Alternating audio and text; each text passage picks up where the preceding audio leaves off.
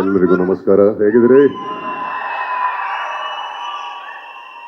ಇಲ್ಲಿ ನೆರೆದಿರ್ತಕ್ಕಂಥ ಎಲ್ರಿಗೂ ನಮಸ್ಕರಿಸುತ್ತಾ ನನ್ನ ಆಲ್ ಟೈಮ್ ಫೇವ್ರೇಟ್, ನನ್ನ ಚೈಲ್ಡ್ಹುಡ್ ಹೀರೋ, ನಮ್ಮೆಲ್ಲರ ಪ್ರೀತಿಯ ರವಿ ಸರ್ ನಮಸ್ತೆ, ವಿಜಯ್ ಸರ್ ನಮಸ್ತೆ, ಅಂಡ್ ಗಿಳಿಯ ಯೋಗಿ ದಿಗಿ ನಾಗ ಶಿವಣ್ಣ ಹಾಗೂ ಪ್ರಮುಖವಾಗಿ ನೀವೆಲ್ಲರೂ ತುಂಬ ಖುಷಿ ಆಯಿತು ನಿಮ್ಮನ್ನೆಲ್ಲ ನೋಡಿ. ಜೊತೆಗೆ ಪ್ರಮುಖವಾಗಿ ಈ ಒಂದು trailer the rise of Ashoka, Yogi ಹೇಳ್ದಂಗೆ ಇದು ರೈಸ್ ಆಫ್ ಸತೀಶ ಆಗುತ್ತೆ ಅನ್ನೋ ಗಟ್ಟಿಯಾದ ನಂಬಿಕೆ ನನಗೆ ಟ್ರೈಲರ್ ನೋಡಿದ ತಕ್ಷಣ ಅನ್ನಿಸ್ತು, ಬಂತು.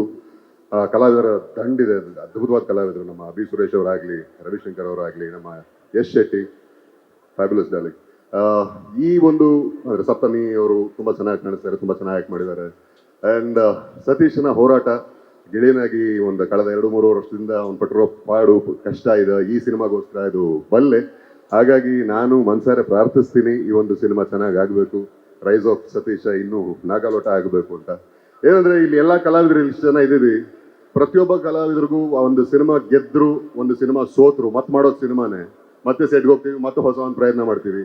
ಸೋತ್ವಿ ಅಂತ ರಿಲ್ಯಾಕ್ಸ್ ಆಗಲ್ಲ, ಗೆದ್ವಿ ಅಂತ ಸಂಭ್ರಮಿಸ್ಕೊಂಡೇ ಇದ್ಬಿಡಕ್ಕಾಗಲ್ಲ. ಯಾವುದೇ ಒಬ್ಬ ಹೀರೋ ಅಥವಾ ಯಾವುದೇ ಒಬ್ಬ ಕಲಾವಿದನಿಗೆ ಒಂದು ಸಿನಿಮಾ ಗೆದ್ರೆ ದೊಡ್ಡ ಹುರುಪು.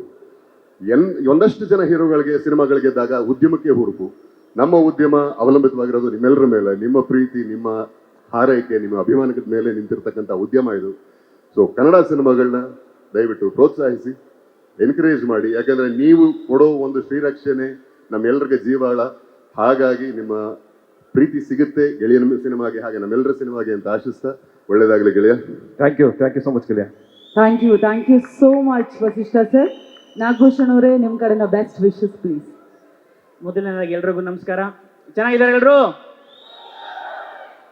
ರವಿ ಸರ್, ವಿಜಯ್ ಸರ್, ಯೋಗಿ, ದಿಗನ್, ಶಿವು, ಸತೀಶ್ ಮತ್ತು ವಸಿಷ್ಠ ಮತ್ತು ಸಪ್ತಮಿ ಅವರಿದ್ದಾರೆ. ಈ ಟ್ರೈಲರ್ ನೋಡಿದಾಗ ಗೊತ್ತಾಗುತ್ತೆ ಇದೊಬ್ಬ ಹಳ್ಳಿ ಹುಡುಗನ ಹೋರಾಟದ ಕತೆ ಅಂತ. ಮತ್ತು ಹಾಗೆ ಇಲ್ಲಿ ಸತೀಶ್ ಇದ್ದಾರೆ, ಅವ್ರದ್ದು ಕೂಡ ಒಬ್ಬ ಇವರು ಕೂಡ ಹಳ್ಳಿ ಹುಡುಗನ ಇವ್ರದ್ದು ಹೋರಾಟದ ಕಥೆನೇ ಹೌದು. ಒಂದು ಮಂಡ್ಯದಿಂದ ಒಂದು ಹಳ್ಳಿಗೆ ಬಂದು ರಂಗಭೂಮಿ ಮಾಡಿಕೊಂಡು, ಆಮೇಲೆ ಕಿರುತೆರೆಯಲ್ಲಿ ಬಂದು ಯಾವುದೋ ಸೀರಿಯಲಲ್ಲಿ ಸಿಕ್ಕ ಪಾತ್ರಗಳ ಸಣ್ಣ ಪಾತ್ರ ಅದನ್ನು ಮಾಡಿಕೊಂಡು, ಮತ್ತೆ ಪುನಃ ಸಿನಿಮಾಗಳಲ್ಲಿ ಅಲ್ಲಿ ಬಂದ ಪಾತ್ರಗಳನ್ನು ಯಾವುದಾದ್ರು ಪಾತ್ರ ಆಗಿ ಅದಕ್ಕೆ ಜೀವ ತುಂಬಿ, ನಂತರ ಹೀರೋ ಆಗಿ, ಆಮೇಲೆ ದೊಡ್ಡ ಸಿನಿಮಾಗಳು ಮಾಡಿ, ಈಗ ತಮ್ಮ ವೃತ್ತಿ ಜೀವನದ ಒಂದು ದೊಡ್ಡ ಸಿನಿಮಾದಲ್ಲಿ ಬಂದು ನಿಂತಿದ್ದಾರೆ. ಹಾಗೆ ನೋಡಿದ್ರೆ ಇದು ರೈಸ್ ಆಫ್ ಅಶೋಕ ಜೊತೆಗೆ ರೈಸ್ ಆಫ್ ಸತೀಶ್ ಕೂಡ ಆಗಲಿ ಅಂತ ನಾನು ಆಶಿಸ್ತೀನಿ.